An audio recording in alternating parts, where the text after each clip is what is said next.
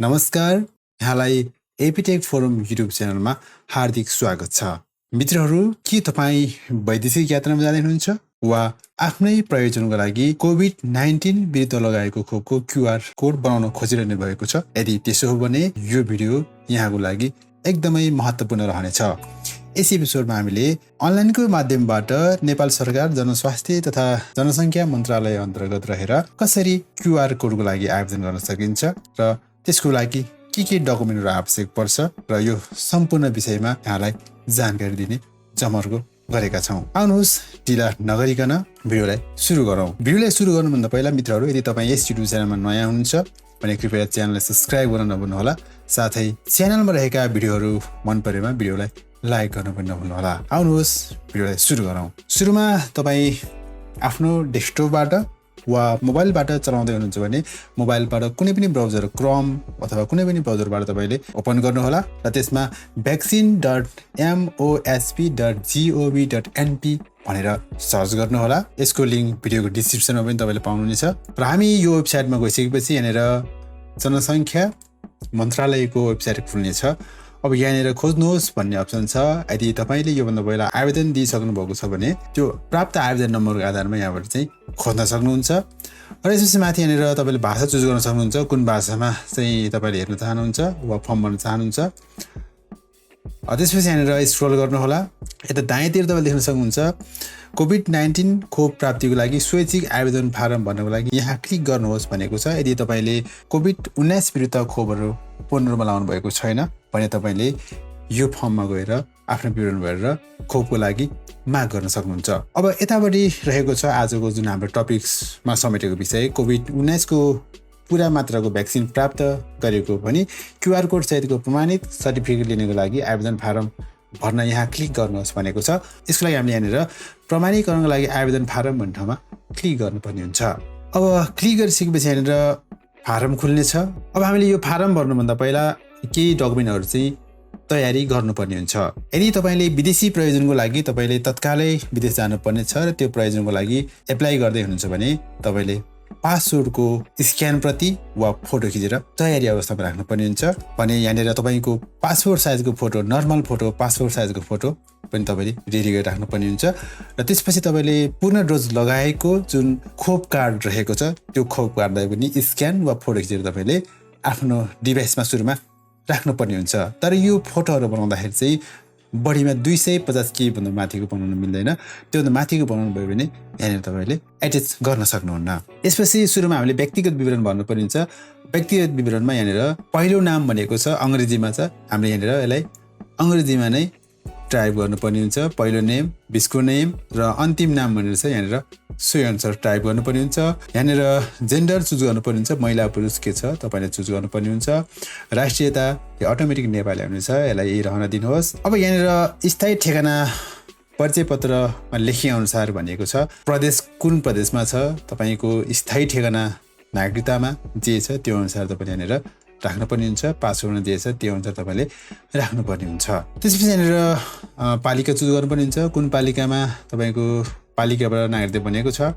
यहाँनिर ward number, टोल वा बस्तीको नाम, मोबाइल नम्बर। अब यहाँनिर अनिवार्य भर्नुपर्ने भनेर यहाँनिर रेड स्टार लगाएको छ, त्यो सम्पूर्ण रेड स्टार लगाएको कोलमहरू चाहिँ हामीले अनिवार्य रूपमा भर्नुपर्ने हुन्छ। त्यसपछि यहाँनिर बस्ती, टोल, बस्तीको नाम, मोबाइल नम्बर।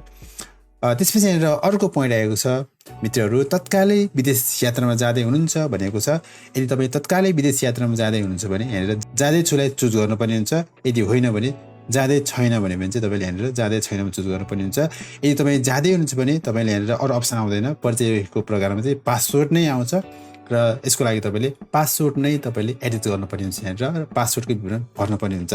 यदि तपाईँ विदेश जाँदै हुनुहुन्न भने चाहिँ यहाँनिर जाँदै छैन भन्नेमा टिक लगाउनुपर्ने हुन्छ। यसमा चाहिँ त्यहाँ उल्लेखित विभिन्न नागरिकता, राष्ट्रिय परिचय पत्र लगायतका परिचय पत्रहरू चाहिँ राखेर तपाईँले यसलाई प्रोसेस गर्न सक्नुहुन्छ। अहिलेको लागि चाहिँ म यहाँनिर जाँदैछु भनेर चुज गर्छु।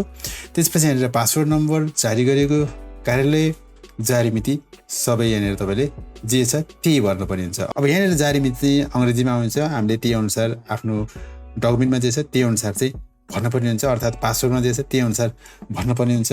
त्यसपछि यहाँनिर जन्म मिति पनि तपाईँले इङ्ग्लिसमै भन्नुपर्ने हुन्छ। त्यसपछि यो उमेर चाहिँ अटोमेटिक आउनेछ। त्यसपछि आफ्नो पेसा चाहिँ यहाँनिर चुज गर्नुहुन्छ। तपाईँ कुन व्यवसाय पेसामा हुनुहुन्छ त्यो व्यवसाय चुज गर्ने होला।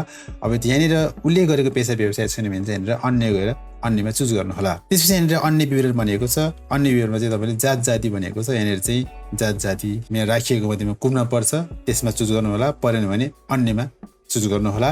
त्यसपछि इमेल आइडीलाई चाहिँ कम्पलसरी छैन, यहाँनिर छ भने राख्नु होला, नभए नराख्दा पनि फरक पर्दैन। तपाईँको हालको स्वास्थ्य स्थिति बारेमा चाहिँ यहाँनिर उल्लेख गर्नुपर्ने हुन्छ। हालको स्वास्थ्य अवस्था कस्तो छ त्यो विषयहरूमा चाहिँ तपाईँले यहाँनिर टिक लाउन पर्ने हुन्छ। त्यसपछि यहाँनिर अपाङ्गता भनेको चाहिँ यहाँनिर छ भने छ, छैन भने छैनमा चुज गर्नुपर्ने हुन्छ। अब यसपछि यहाँनिर हाम्रो मुख्य विषय आएको छ खोपको विवरण देखाउनुहोस् भनेको छ।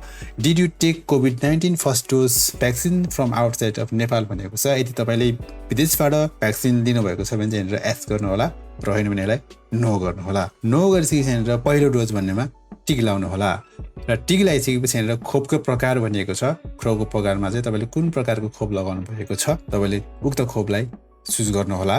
त्यसपछि खोपको ब्याज नम्बर राख्नुपर्ने हुन्छ। तपाईँले ब्याज नम्बर राख्नु होला। ब्याज नम्बर चाहिँ तपाईँको खोप कार्डमा देखाएको छ। खोप लगाएको भन्ने मिति छ, त्यो मिति पनि यहाँनिर तपाईँले राख्नुपर्ने हुन्छ, जुन चाहिँ नेपालीमा हुन्छ। तपाईँले यसलाई नै चुज गरेर तपाईँको खोपमा अङ्ग्रेजीमा छ भने यसलाई अङ्ग्रेजीलाई नेपालीमा कन्भर्ट गर्नु होला।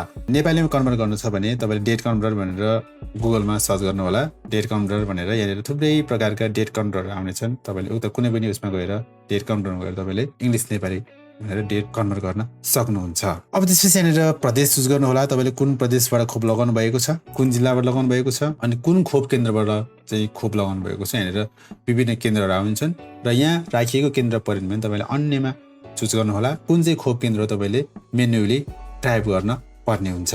अब त्यसपछि सेकेन्ड डोज लाउनु पर्ने खालको खोप छ भने तपाईँले यहाँनिर सेकेन्ड डोज चाहिँ यहाँनिर भर्न पनि हुन्छ। अब यहाँनिर जस्तै सेकेन्ड डोज लाउनु भएको छ भने चाहिँ यहाँनिर तपाईँले पहिलाको जस्तै भनेर यहाँनिर तपाईँले टिक लाउनु होला र टिक लगाइसकेपछि यहाँनिर अटो फिल भएर आउँछ दोस्रो डोज। यहाँनिर ब्याज नम्बर आउनेछ। यदि तपाईँको जुन एकपटक मात्रै लाउँदा हुने सेकेन्ड पटक लाउनु नपर्ने खोप छ भने चाहिँ यहाँनिर सेकेन्डमा भर्नु पर्दैन, एकै ठाउँमा भरे पुग्छ। त्यसपछि यहाँनिर ब्याज नम्बर टाइप गर्नु होला र ब्याज नम्बर टाइप गरिसकेपछि यहाँनिर खोप लगाएको मिति राख्नु होला। र त्यसपछि तपाईँले यदि बुस्टर डोज लगाउनु भएको छ भने यहाँनिर अर्को टिक लाउने ठाउँ छ, अतिरिक्त डोज भनेको छ। अतिरिक्त डोजमा टिक लाउनु होला। तपाईँले कुन चाहिँ बुस्टर डोज लगाउनु भएको हो त्यो डोज चाहिँ यहाँनिर डोजको नाम चुज गर्नु होला। त्यसपछि ब्याज नम्बर राख्नु होला, खोप लगाएको मिति राख्नु होला र त्यसपछि बुस्टर डोज चाहिँ कुन ठाउँबाट लगाउनु भएको छ त्यो ठाउँको एड्रेस चाहिँ यहाँनिर चुज गर्नु होला। यदि तपाईँले विदेशको लागि नै चुज गरेर भन्नुभएको छ भने यहाँनिर तपाईँको पासवर्ड फोटो राख्नुहोस् भनेको छ। यदि होइन भने तपाईँले जे राख्नुहुन्छ त्यो नै यहाँनिर राख्नुहोस् भनेर आउनेछ। अब यहाँनिर जस्तै अपलोडमा जानु होला र अपलोडमा गइसकेपछि तपाईँले पासवर्डलाई चुज गर्नु होला। पिपी साइजको फोटो भनेको छ, पिपी साइजको फोटोमा गएर अपलोडमा जानु होला। यसलाई चुज गर्नु होला। 250 KB भन्दा माथिको तपाईँको फाइल भयो भने चुज हुँदैन, जुन चाहिँ तपाईँले कन्फर्म गर्नु होला। त्यसपछि सबै विवरण एकचोटि राम्रोसँग भेरिफाई गर्नु होला। समग्रमा सबै विवरण भेरिफाई गरिसकेपछि यहाँनिर पेस्ट गर्नुहोस् भन्ने अप्सन छ, यो पेस्ट गर्नुहोस्मा क्लिक गर्नु होला। त्यसपछि यहाँनिर कबलियतनामा भनेर आउनेछ। यसमा मैले पेस्ट गर्ने सबै कागजात विवरणहरू सकल हुनेछन् भनेको छ। यसमा टिक लगाएर आउनेछ, आएन भने यहाँनिर गएर टिक लगाइदिनु होला। त्यसपछि जारी राख्नुहोस् भन्नेमा ओके गर्नु होला। अब यहाँनिर ओके गरिसकेपछि तपाईँले भरेको सबै विवरणहरू चाहिँ यहाँ देखाउनेछ र उक्त विवरणहरू चाहिँ तपाईँको ठिक छ कि छैन एकचोटि राम्रोसँग रिचेक गर्नु होला। तपाईँको सबै विवरणहरू देखाउनेछ। जस्तै खोपको विवरण देखाउनुहोस् भन्ने ठाउँमा आएर तपाईँले पहिलो डोज, दोस्रो डोज र अतिरिक्त डोज के लाउनु भएको छ सबै विवरण हेरेर आउनेछ। त्यसपछि तपाईँले कुन कुन कागजातहरू चाहिँ अपडेट गर्नुभएको छ त्यो पनि हेरेर आउनेछ। त्यसपछि यहाँनिर तपाईँले यदि कुनै यहाँ करेक्सन गर्नु छ भने यता लेफ्ट साइडमा सम्पादन गर्नुहोस् भन्ने छ, यसमा क्लिक गर्नु होला। यदि छैन भने सबै कुरा ठिक छ भने यहाँनिर प्रविष्टि गर्नुहोस् भन्ने छ, यसमा क्लिक गर्नु होला। सबमिट भइसकेपछि तपाईँलाई एउटा रजिस्ट्रेसन नम्बर दिनेछ। यहाँनिर रजिस्टर भनेर यो रजिस्ट्रेसन नम्बर इज यति भनेर देखाएको छ, जुन नम्बरलाई तपाईँले सुरक्षित साथ राख्नुपर्ने हुन्छ। त्यसपछि तपाईँलाई अब यो चाँडै QR कोड चाहिएको छ भने यो नम्बर लगेर तपाईँले जनस्वास्थ्य कार्यालय वा तपाईँले जुन ठाउँबाट खोप लगाएको उक्त ठाउँमा गएर तपाईँले सम्पर्क गर्न सक्नुहुन्छ, स्वास्थ्य केन्द्रमा गएर सम्पर्क गर्न सक्नुहुन्छ र तपाईँले आफ्नो QR कोड सहितको प्रिन्ट भएको खोप कार्ड लिन सक्नुहुनेछ। त्यसपछि यहाँनिर एउटा नोट भनेर दिएको छ। यहाँनिर जुन हामीले सबमिट गरिसकेपछि जुन यो हाम्रो विवरण चाहिँ सबमिट हुनेछ, यो जुन आवेदन प्रक्रियामा जानेछ र यो आवेदन चाहिँ धेरै हुँदाखेरि चाहिँ तपाईँले जुन क्युआर कोड जेनेरेसन चाहिँ के ढिला हुन सक्नेछ भन्ने कुरा यहाँनिर देखाएको छ। र यदि तपाईँलाई हतार छ भने तपाईँले चाहिँ नजिकैको जनस्वास्थ्य कार्यालय वा खोप लगाएको केन्द्रमा, स्वास्थ्य केन्द्रमा गएर सम्पर्क गर्न सक्नुहुन्छ। उहाँहरूले तपाईँको काम चाँडै गरिदिन सक्छ। त्यसपछि यहाँनिर तपाईँको अन्तिम पोइन्ट देखाएको छ, तपाईँले यो लिङ्कमा गएर आवेदनको अवस्थाको बारेमा पनि चेक जाँच गर्नुहोस् र कुनै समस्या परेमा यहाँनिर 111-5 सम्पर्क गर्नुहोस् भनेको छ। तपाईँले यो नम्बरमा सम्पर्क गरेर बुझ्न सक्नुहुन्छ। रजिस्ट्रेसन नम्बर छ त्यो टिपेर राख्नु भएको छ भने तपाईँ यहाँनिर सुरुको अवस्थामा जान सक्नुहुन्छ। सुरुको अवस्थामा गइसकेपछि यहाँनिर खोज्नुहोस् भन्ने अप्सन हुन्छ। यो खोज्नुहोस् अप्सनमा गएर तपाईँले यहाँनिर दर्ता नम्बर भन्छ, दर्ता नम्बर यहाँनिर राखिदिनु पर्ने हुन्छ र दर्ता नम्बर राखिसकेपछि यहाँनिर तपाईँको जन्ममिति कुन छ त्यो जन्ममिति यहाँनिर चुज गर्नुपर्ने हुन्छ, जुनलाई चाहिँ तपाईँले इस्वी सम्मत वा विक्रम सम्मत दुईवटै अप्सनमा गर्न सक्नुहुन्छ। चुज गरिसकेपछि यहाँनिर खोज्नुहोस् भन्नेमा गएर तपाईँले क्लिक गर्नुपर्ने हुन्छ। अब यहाँनिर डाटा भेटिएन भनेर यहाँनिर माथि देखाएको छ, किनभने हामीले भर्खरै भरेका छौँ, त्यसले गर्दाखेरि यहाँनिर डाटा भेटिएन।